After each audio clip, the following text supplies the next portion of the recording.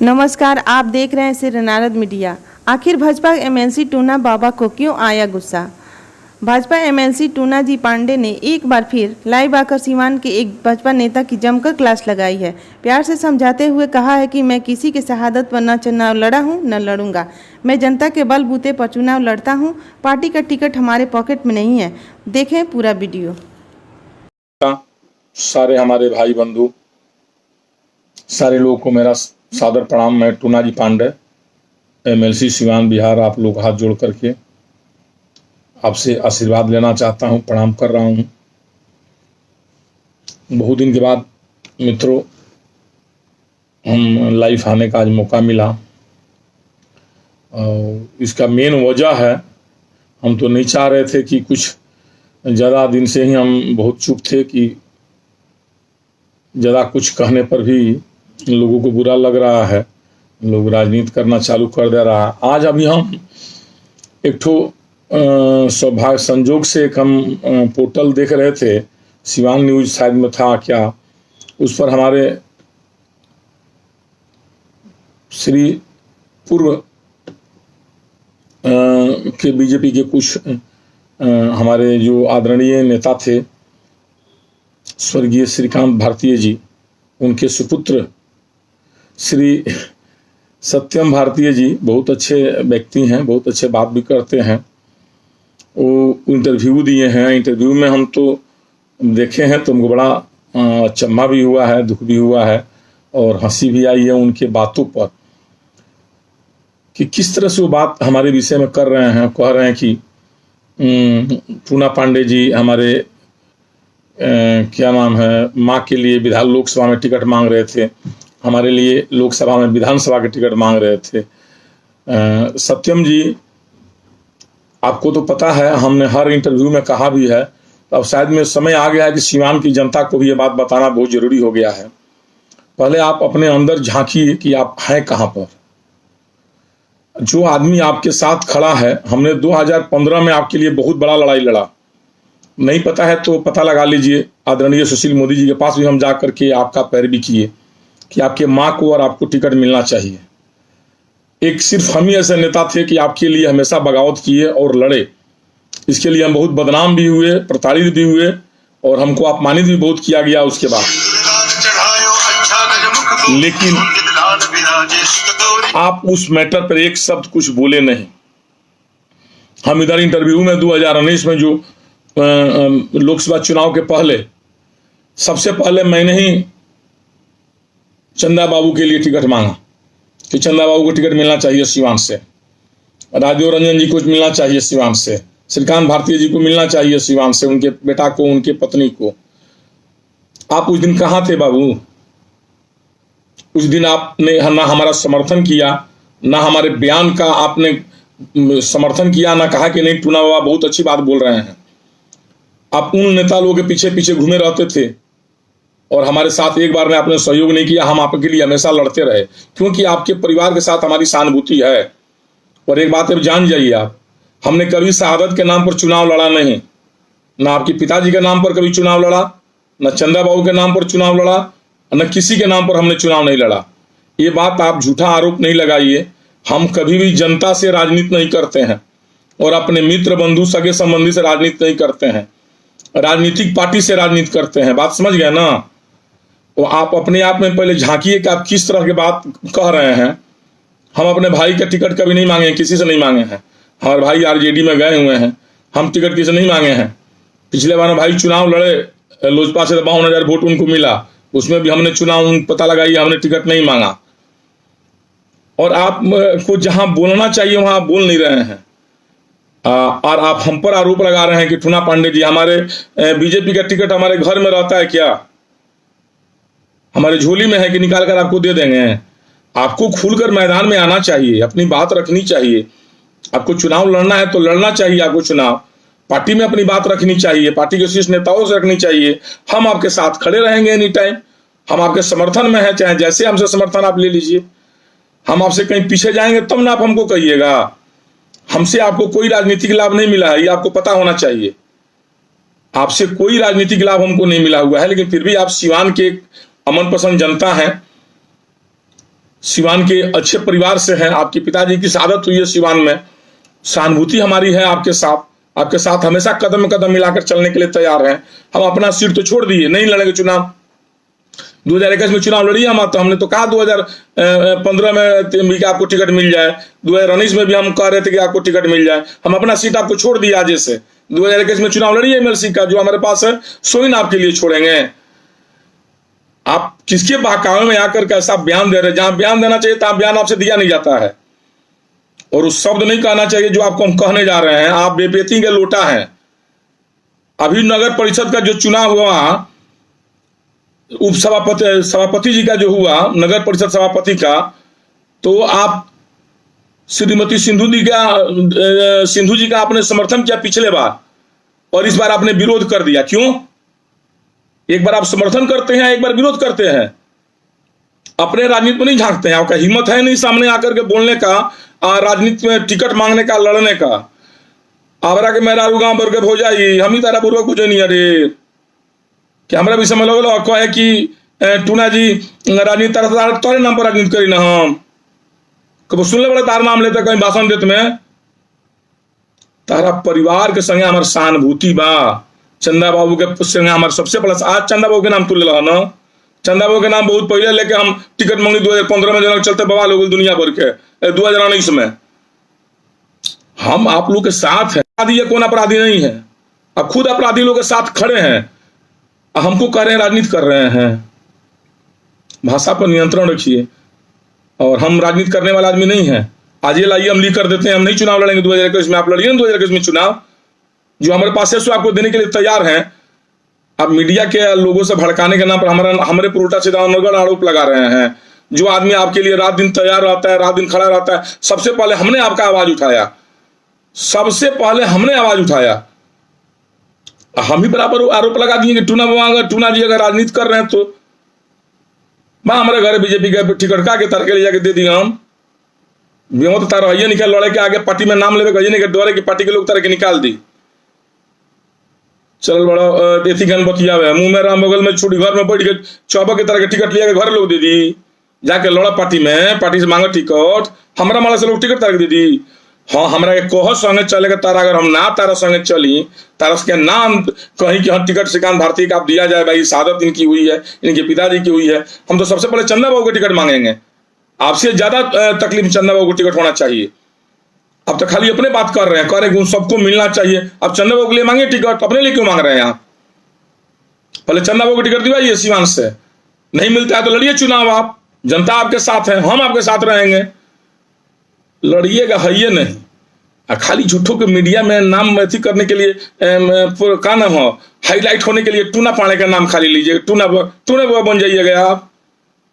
कोई आपसे हमको लोक लाज नहीं है, ना आपसे हमको लालच है, फिर भी हम आपके साथ खड़े हैं। और आपके पिताजी के शहादत के नाम पर हमको तकलीफ है, दुख है। हमने आपका टिकट मांगा, आदरणीय सुशील कुमार मोदी जी के पास जाकर मांगा, पार्टी में मांगा आपका टिकट। हमने 2015 में टिकट मांगा आपके लिए, लड़ा हमने पूरा। उस टाइम आपसे हमको जानो पहचान ज्यादा नहीं था। अब आप कह रहे हैं कि नहीं हम राजनीति आपके नाम पर करते हैं, आपके नाम पर चुनाव लड़े हैं क्या कभी आपके पिताजी के नाम पर? बोलने के पहले सोचा करिए किसके साथ आप बोल रहे हैं। जिसके विषय में बोलना चाहिए आप बोलिए नहीं सकते हैं, उसके पिछले उसके पल्लू में बने हुए हैं आप। हमको कह रहे हैं कि टूना पड़े राजनीति करते हैं, टूना पड़े। अब ये चल रहा 9 दिन के थी अपने वो वार्ड पार्षद जीतल बड़ा था, दुकान टूना पड़ेंगे राजनीति करता रहे, तोरे पर राजनीति करिए टूना पड़े तोरे से आदमी पर जना कोनो भरोसे नहीं कि अभी वोट दिला तू सिंधु देवी जी के, फिर अभी सिंधु देवी जी के विरोध कर दिला। अपने लालच में क्या विरोध कैला तू सिंधु देवी के? का तारा लालच चल तू अपना लालच में नहीं कैले हो। तू सिंधु देवी जी के सपोर्ट ना कैले रही था, तारा के समझती कि तू मर्द आदमी बड़ा, या संजीव सिंधु जी के जब तू सपोर्ट कैलो तो दूसर को भी सपोर्ट कैले रही तो जनती की तू मर्द आदमी बड़ा। वो भी तारा लालच भइल तो तू पैसा लेकर चुपचाप अथी दे दिला, का नाम वोट दे दिला। ये बेर तू वोट देवे ना कैल, उनकर विरोध कर दिला, बड़का राजनीतिक बाज हो गई बड़ा। तारा टिकट चाहिए, हमरा नियर तारा नेता ना मिली, हमरा नियर तारा गार्जियनो ना मिली, भाइयों ना मिली, अभिभावकों ना मिली। हमार बात तारा बाउर लागी, हम तारा नियर में बतियावे आदमी ना घर में बैठ के। तारा टिकट के काम बा, लड़े के तारा बेमत बा, जनता तारा संगे बा, तारा पिताजी के संगे बा, ऐसे कि तारा पिताजी बहुत ज्यादा जनता के संगे भलाई कैले बड़े, आ तारा संगे अन्याय भइल बा।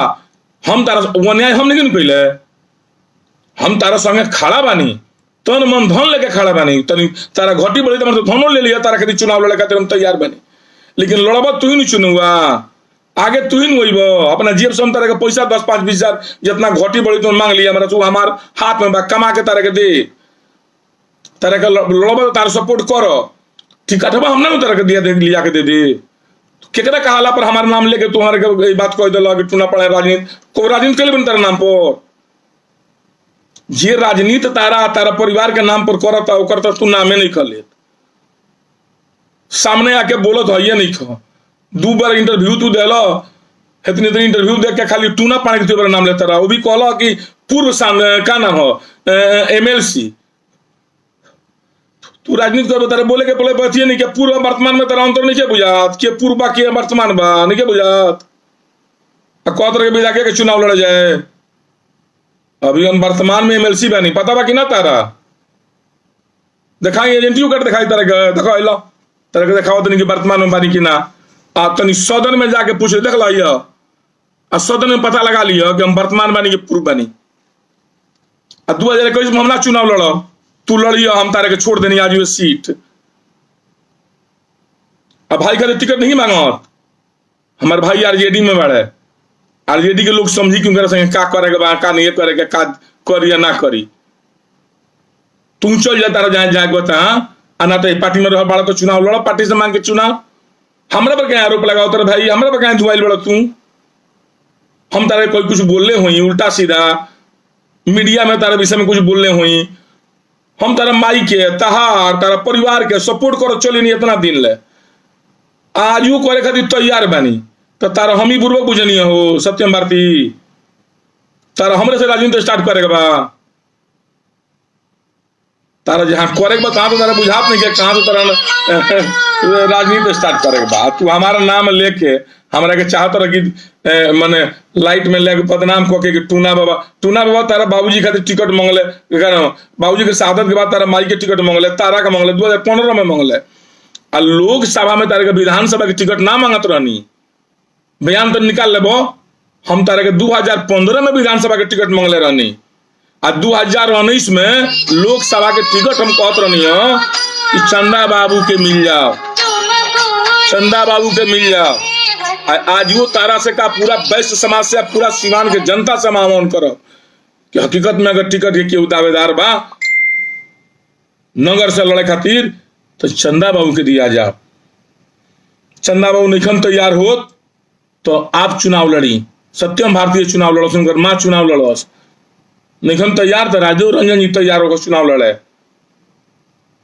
मीडिया में टूना पड़े पर खाली बोल देवे तारा के पार्टी टिकट दे दी, पार्टी तो हमारा के कुछ बुझवे न कर लगल, तारा का बुझती है वो हमारे खातिर पार्टी टिकट दी।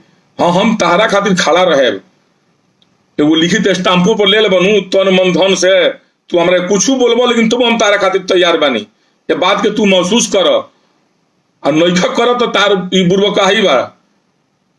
ऐसे तारा कुछ मिल जाई हमारे विषय में बोल के का मिल तारा, तू बोलबो तो हम चुप रहे, हकीकत बात सामने हम कहबे न करब। तारा अभी व्यास करणजीत सिंह और व्यास सिंह जी दरोगा से तो चुनाव ना जीतल हन, कह तारा पार्टी टिकट दी तो हम चुनाव लड़ जाए, हम तो कहते नहीं पार्टी तरह के टिकट दे दी कि तू चुनाव लड़, एगो नहीं 2 गो टिकट तारा मिल जाओ, तोहरो तारा माइयो के टिकट मिल जाओ, दोनों जना चुनाव लड़ लो और दुनिया के संगे हम बानी ना। सस्ता भइल बा टिकट मांगे के होता बेचिए नहीं कि पार्टी में जाके मांगी, नाम लेते रहे बड़का बड़का नेता लोग के, उ लोग इनके संगे ठीक व्यवहार कइल आ हम इनके संगे ठीक व्यवहार कर दिले बानी, हमारे के कहत कि हम राजनीति करत नहीं, हम ही तरह के टिकट देबो। अपन बयान वापस लो मीडिया में से, बात बुझा गई, हमारा विषय में उल्टा सीधा बोल छोड़ दिया। हमारा के जइया खोजब हो निस्वार्थ निसंकोच, कोई घूमल बड़ा का हमारा संगे, हमारे खातिर तू सांसद साहब के संगे घूमल बड़ा, सांसद साहब के चला हुआ, सांसद साहब के संगे रहत रहो, प्रकाश जी के संगे बतियावा उनकर जाके तू जैसे सांसद साहब से हमारे साथ छूटल हमारे संगे घूमल बड़ा तू क्या बड़ा हमारा की यहाँ। लेकिन ओकरा बावजूद भी तू पार्टी के हमारा सदस्य हुआ, तारा बाबूजी के शहादत भइल बा, फैक्ट बात बा, आ हम तारा संगे बानी। आ चुनाव लड़ला से ज्यादा तो तारा सजा दिया के फेर में पड़े के चाहिए। हम तारा संगे, तारा मित्र लोग तारा संगे ना रहे तन मन धन लेके, लेकिन टूना पाने के तू अनहरियों में याद करबनू तो 12 बजे रातों के तारा के यहाँ में आए आ तार सहयोग करे खातिर तैयार रहे। पहले तू आपन गैर समझ, हमारा तारा से कोनो राजनीति नहीं करे के, तारा से हमार माने बहुत व्यक्तिगत तौर पर तारा से हमारा सहानुभूति बा, तारा परिवार से, तारा माँ से, तारा परिवार, तारा से, तारा घर के लोग से। तो हमार तू नामे नहीं खे, जैसे नहीं खले बड़का बड़का नेता लोग के तू जोश गावत रह, जरा टिकटवा देवे के बा ओकरा के तू जोश गावत ओकरा से मांगते नहीं खो। हमारा हाथ में कुछ वही नहीं खे, हम तो अपने ही बदनाम वाला आदमी बनी। दुनिया भर के लोग हमारे हमेशा हमरे के साइड करेगा, हमेशा कोशिश में रहला, तरह नहीं ना समझ में आवेला। हमारा कल तरह क्यों टिकट दे दी, देवो को मनु तो ना दी तरह के टिकट। ऐसे हमारा से कुल बात तरह मीडिया में ना बोले के चाहिए। बयान वापस लो आ तू चुनाव लड़े के तैयारी कर, बात कर पार्टी में, तारा जे ना बुझाऊ ना चुनाव लड़बा, हम तारा संगे रहे। हम चाहें कि तारा टिकट मिल जाओ, अब पार्टी तारा पर सहानुभूति पूर्वक विचार करो, चंदा बाबू पर विचार करो, और तुम लोग टिकट मिलेंगे, एगो टिकट मिले के चाहिए, एकरा पक्ष में हम बानी। तू सब भाजपा के नेता लोग के बिटोर, अब बिटोर के देखो कि के बोल्डली तारा तरफ से बोला था। सबसे तेज टूना पाड़े तारा तरफ से बोली है, एजा से लेके पटना से लेके दिल्ली ले हमारा आवाज सुनाई। आ जितना लोग बोली ना, आधा बोली आधा मुंह में राखी। बात समझ गिल? तो बोले के पहले सोच समझ। तू हमारे से कहले रहनु फोन करके कि टिकट हमारा विषय में मांगी, हमारे विषय में कुछ कही, हमारे मूड बना रहे तारा विषय में फिर कहे के मीडिया में आवे के। लेकिन एगो बात और तू कहला तो मन पार, तू जगह नाम धोइल का नाम हो, पुतुओ मीठा भद्रो मीठ दोनों हो जाई का? वो एक तरफ रह, दोनों तरफ नहीं रह सक। पुतुओ मीठा भद्रो मीठ ना क्रिया के कर खाई। तू ऐसा काम मत कर। अगर तू हम जो बोल्ड तारा संगे सपोर्ट करत नहीं वो ना, तुम्हारा हमारे साथ तू कहला, हमारा बड़ा खुशी भेल, हम सोचनी कि तारा तरफ बोली, लेकिन एगो शब्द तू ऐसा कह दिल वो हमारा बस के नहीं कि एक म्यान में 2 तलवार रही। हमारा अगर वैल्यू बा तारा नजर में, तो देखा हम तारा खातिर लड़के भी तैयार बनी। तू 15 देवखरी घूमल चालू कर देव, अच्छा अब कि टूनब हुआ तारा संगे रह, उस संभव जिंदगी में कहियो ना हुई। हम बोल्ड आदमी है या बोल्ड नियर तारा संगे रहे, हम तारा संगे विकलासी नहीं कर सका। तू चाहब कि विकलासियों के संगे रही, थर्ड क्लासियों के संगे रही, सीनियरों के संगे रही, मर्दों के संगे रही, साधुओं के संगे रही, अपराधियों के संगे रही, सगरी काम चल जाई। कि तो अपराधी के संगे रह, कि तो चोर चुहार के संगे रह, कि तो साधु संत के समाज के संगे रह, कि तो पार्टी के संगे रह, कि तो पार्टी के संगे मत रह। एके लाइन पर रह बनो, तब न तारा संगे शादी हो। एक लाइन पर तो अपने तू है नहीं ख। ऐसे हमार तारा से सुझाव बा, हमरा से झूठो के व्यक्तिगत मनमुटाव कैला से अच्छा बात तू पहले अपन बयान वापस लो। चुनाव लड़े के तारा अगर इच्छा बा तो हम तारा के तन मन धन और हमारा लगे जितना वोट हुई हम सब कुछ लेके श्रीकांत भारती जी के नाम पर। तार व्यवहार बोला कि नहीं क्या जो तू बोल दिला मीडिया में, है राती के 9 बजे तारा को बोला कौन जरूरत बा, तारा नियर आदमी पर हम का बोले जाबो। लेकिन तारा की बताओ जरूरी रहला कि तू गलती कैले बड़ा, और फिर दोबारा ऐसा गलती ना करो, एकरा खातिर तारा के बोले पड़ल है। हम तारा खातिर तैयार बनी, तन मन धन लेके तू चुनाव लड़े के तैयारी करो। अब पार्टी में कहे के बाद तो काले हम कहली के सब जगह भेज देता नहीं कि भाई श्रीकांत भारती जी के बेटा के टिकट मिले के चाहिए, चंदा बाबू के टिकट मिले के चाहिए, राजदेव रंजन जी के पत्नी के टिकट मिले के चाहिए। हम तोहरा के संगे कबो रहे, आज बानी तू पार्टी में बाड़ तबो बा, पार्टी में ना रहो तबो तारा संगे बानी, ये तू निश्चित निकाल। हम लोग के लिए कहे वाला नहीं की पार्टी टिकट दी तो चुनाव लड़ो, पार्टी टिकट दी तो चुनाव लड़ो, ये नेता बनल बड़ो। पार्टी टिकट दी तो क्यों चुनाव लड़ ली? तू का चुनाव लड़ बहू तो क्यों चुनाव लड़ ली, क्यों जीत जाई? जब तू अपना पिताजी के नाम लेता रहा, तारा पिताजी के संगे सबके सहानुभूति बा, हम तारा संगे बानी खड़ा हो गए बोल्ड नहीं करके। तारा के पार्टी टिकट दी तो ना दी तो तू मांग पार्टी टिकट, देखा हम तारा पार्टी में चलते नहीं चलत, तारा संगे पार्टी में आवाज उठाते नहीं उठावत, अनशन से लेके पूरा बोल्ड हम तारा संगे बोलत नहीं बोलत। तू पहले हमारा से कहत चलत, पहले तू आगे आगे जेबे ना करबो। हम तरह के चुनाव मांगनी 2015 में वोट टिकट मांगनी जाना के चलते हमरा कितना झगड़ा झंझट झेले के पड़ल तो हम जननी। 5 साल 4 साल तारे टिकट मांगला के नाम पर हमारा कितना बगावत भइल, कितना झगड़ा भइल। आई तारा बात के पता बाटे, तू हमारा एक बार शुक्रगुजार ना कइल, एक बार हमारा के धन्यवाद तू ना दले करा विषय में ना भेंट के लोग बाद से आज हमारा की टूना पांडे हमारे लिए मेहनत की है भाई, उनको धन्यवादों दे। आज टूना पांडे तारा लोग उल्टा सीधा बोले खातिर कह तरह भाई क्या लोग दुखे का टिकट मांगा तो नहीं कहा भाजपा में अपने भाई के टिकट हो। सुन लो कहीं देखो बदलाव लिया हो, अगर मेच्योरिटी लिया के बाद तारा नेता बने के बाद तो तू चुनाव लड़े के बाद पार्टी में लिखित भेजवाओ, जिला अध्यक्ष जी से भेंट करो, प्रदेश अध्यक्ष जी चल के भेंट करो। अगर हमरा पर तारा विश्वास बा तो हमरो के संग ले चलो, हमू चलो। जाना बेरा तू के केहू ना जानत रहे तना बेरा तारा विषय में जाकर हम श्री सुशील मोदी जी से पूरा दबाव से बात रखानी। श्रीकांत भरतिया जी के भारतीय जी के पत्नी हमारा बेटा के टिकट मिले के चाहिए। आज तो तू वार्ड पार्षद बाड़ो, कुछ काम लायक आदमी बहुत अच्छा मीडिया में बोलियो लेता रहे बारा तू बार तू नेता हो गई बड़ो तो ये बार तारा संगे बहुत लोग चले खातिर तैयार बा। जना केहू ना रहे तना बेरा हम तारा संगे खड़ा रहनी। अब तू के ना हमारे विषय में बोल दिल लगल, समझ में ना आइल कि जोन आदमी 2015 में निसंकोच और निस्वार्थ तारा परिवार के संगे खड़ा रहल ओकरा विषय में तू बोल दिल। तारा नाम पर कहीं राजनीति अगर कैल तो बताओ हमारा के, तू तारा बाबूजी के नाम पर कहीं राजनीति कैल तो बताओ हमारा पर। हम राजनीति शहादत पर करे वाला आदमी ना है, तू निश्चित निकालिया। हम अपना व्यक्तित्व पर, अपना ईमानदारी पर, अपना काम पर हम चुनाव लड़ब और चुनाव लड़ी ने और जनता की सेवा करी ने। तारा से हमारा लालच होके चाहे ना होके हम तारा संगे बानी, तू नाइयो रखबो तबो तारा संगे हम रहे। ऐसे कि हकीकत में तारा पिताजी के संगे न्याय भइल बा, तारा परिवार के संगे न्याय भइल बा, तो हम तारा संगे बानी। ये बात के तू एक्सेप्ट कर चाहे मत कर, ई तारा अपन काम बा। तारा के जे लोग चढ़ा के बोलवा दियल इससे तोरे नुकसान हुई। ऐसे तू अब बोले के पहले सोची है, बात समझ गए ना। चलो अब हम ज्यादा कुछ कह नहीं, बहुत रात भी हो गई बाटे, हमारा लाइव अला के जरूरत ना रहा। हम रहनी बानी बाहर ना तो मीडिया बुला के पीसी कर ले रही तारा विषय में, लेकिन आइंदा से हमारा बुझाते कि भगवान तारा के सद्बुद्धि दे दी है। कल से तू जिला अध्यक्ष जी के चिट्ठी लिखे दो टिकट खातिर, प्रदेश अध्यक्ष जी के दो, ऊपर जना जना नेता लोग के नाम धोइल बड़का बड़का लोग के वो सब लोग के लिखे दो। हमरो के मन कर दिए चलिए तो हम चलब तारा खातिर लड़ब। अगर हमारा चलते या कहला से तारा टिकट मिल जाई तो उससे बड़ा सौभाग्य का हुई। अभी तारा पता नहीं है, हम पार्टी में 10 बार ये बात कहले हो, एक बार ना कहले हो कि एक बैस का टिकट सीवान में मिलना चाहिए, उसमें भी जो परिवार को शहादत हुई है। ये कुछ साँच बोलना के चलते मर्दत नहीं हम बदनाम में रही न। हमारे कहाँ लोग लाइक कर ला देखल बड़ कि नहीं देख तू ओकर बाद तू मर दे हमरे पीछे पड़ गई।